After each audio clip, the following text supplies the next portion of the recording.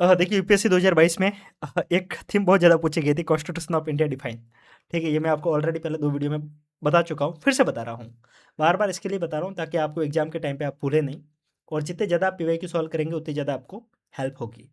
Elimination technique से हम कई बार क्वेश्चंस का आंसर हमें नहीं पता है, स्टिल अपन उसको ढूँढने की कोशिश कर सकते हैं।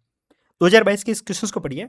Attorney general of India and the solicitor general of India are the only officer of the government who are allowed to participate in meeting of the parliament of India. अब यहाँ पे देखिए, ये बात मैंने आपको पहले एक क्वेश्चंस पे बताई हुई थी कि जब भी यूपीएससी किसी लंबे स्टेटमेंट को पूछता है तो उसके गलत होने के चांस बढ़ जाते हैं।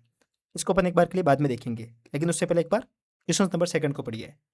According to constitution of India, the attorney general of India submit his resignation when the government which appointed नहीं, क्या पढ़ रहा हूँ मैं, according according to the constitution of India the attorney general of India submit his resignation when the government which appointed him resign. सीधी सी बात है कि जो अटॉर्नी जनरल है वो अपना रेजिग्नेशन तब दे देता है जब जिस गवर्नमेंट ने उसको अपॉइंट किया है वो रिजाइन कर देती हैं। अब यहाँ पे खेल ये नहीं है, खेल ये है according to the constitution of India. जब भी आप किसी क्वेश्चन को सॉल्व करें तो आपको ये ध्यान में रखना होगा कि आप क्वेश्चन को अंडरलाइन करें। क्या लिखा हुआ है? According to the constitution of India.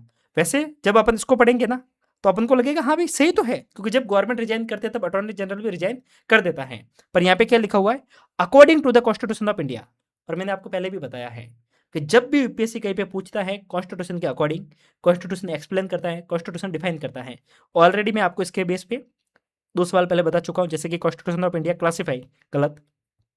जैसे एक क्वेश्चन और पढ़ा था हमने कंटेम्प्ट ऑफ कोर्ट को लेकर, constitution of India define civil contempt and criminal contempt गलत। तो आप देख सकते हैं कि कहीं पर भी इस तरीके का कोई स्टेटमेंट आता है तो उसको अपन डायरेक्ट गलत कर सकते हैं। ये तो स्टेटमेंट गलत हो गया। अब अपन इस पे आते हैं। Attorney general of India and the solicitor general of India are the only officer. अब यहाँ पे एक खेल और, अगर यूपीएससी कहीं पर भी ओनली, ऑल इस तरीके का कोई स्टेटमेंट देता है ना तो उसको ध्यान से पढ़ना, उसके गलत होने के चांस हो जाते हैं। तो एक तो ये हो गया कि ओनली ऑफिसर, नॉलेज नहीं आ रहा था तब भी अपन इसको सीधा काट सकते थे। वैसे अगर आप देखेंगे तो इसमें ये वाला खेल नहीं लग रहा, ओनली वाला खेल लग नहीं रहा है। पर अपन जहां पर भी आप देखेंगे ना यूपीएससी ने ओनली पूछा है तो बहुत ज्यादा चांस है कि वो स्टेटमेंट गलत होता है। फिर भी पढ़ते हैं एक बार के लिए।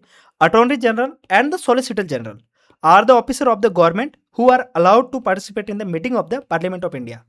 अगर आप पढ़ेंगे तब आप पाएंगे तो ओनली ऑफिसर वो कौन है? अटॉर्नी जनरल है, न कि सॉलिसिटर जनरल। ठीक है, तो नॉलेज के बेस पे भी इसको आप सॉल्व कर सकते थे। तो ओवरऑल ये भी गलत है, ये भी गलत है, नाइदर वन नॉट टू, इसका आंसर था।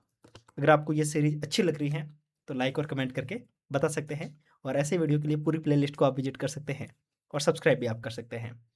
अब आप ये देखिए कि यहाँ पे हमने 3 मिनट में इस क्वेश्चन को समझा, और ऐसे हमने पीछे बहुत सारे क्वेश्चंस देखे हैं जो यूपीएससी बार बार पूछ रही है, जहाँ पे अपन एलिमिनेशन लॉजिक को लगाकर आंसर निकाल रहे हैं।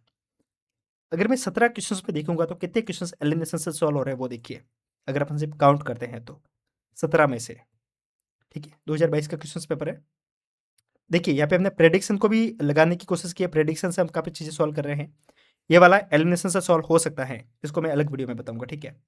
ये वाला प्रेडिक्शन वाला मैंने करवा दिया है। अब अपन सिर्फ गिनते हैं, एक क्वेश्चन, 2, 3, 4, ये भी एलिमिनेशन से होगा, ठीक है, 5 और ये वाला 6। 17 में से 6 सवालों में एलिमिनेशन लग रही है। आप देख पा रहे हैं पूरा पेपर सॉल्व नहीं हो सकता, बट मैक्सिमम सवाल सॉल्व किए जा सकते हैं अगर अपन सही से चले तो। पूरी ट्रिक मैंने एक प्लेलिस्ट के माध्यम से आपको बता रहा हूँ, और ये टेक्निक सीखने के लिए आप फॉलो कर सकते हैं। बाकी एक चीज़ और ध्यान में रखना, अगर आप कंप्लीट पेपर सॉल्व करना सीखना चाह रहे हैं, क्योंकि देखिए एक एक सवाल से कुछ नहीं होगा। अगर आप ये चाहते हैं कि 2013 से लेकर 2026 तक के 25 तक के जितने भी क्वेश्चन पेपर हैं वो अपन लाइव बैठ के सॉल्व करें, तो आप जुड़ सकते हैं साथ में। नीचे मैं आपको व्हाट्सअप नंबर दे रहा हूँ, आप मुझे मैसेज करना। मैं सोच रहा हूँ क्यों ना पीवाईक्यू के ऊपर एक कंप्लीट कोर्स लाया जाए जिसमें अपन बहुत नॉमिनल फीस में ये सारी चीज़ें डिफाइन करें, सारी चीज़ें एक्सप्लेन करें, और उससे सारे न्यू एस्पिरेंट को हेल्प हो। अगर आप जुड़ना चाहते हैं, अगर आपको लग रहा है कि इस तरीके से पूरा कोर्स लाना चाहिए, तो आप मुझे मैसेज करके बताना, क्योंकि मुझे लग रहा है कि आप जैसा बताएंगे वैसे अपन उसको कंटिन्यू करेंगे, ठीक है। बाकी आपके कमेंट का मुझे इंतजार रहेगा। मिलते हैं, तब तक के लिए नमस्कार, जय हिंद।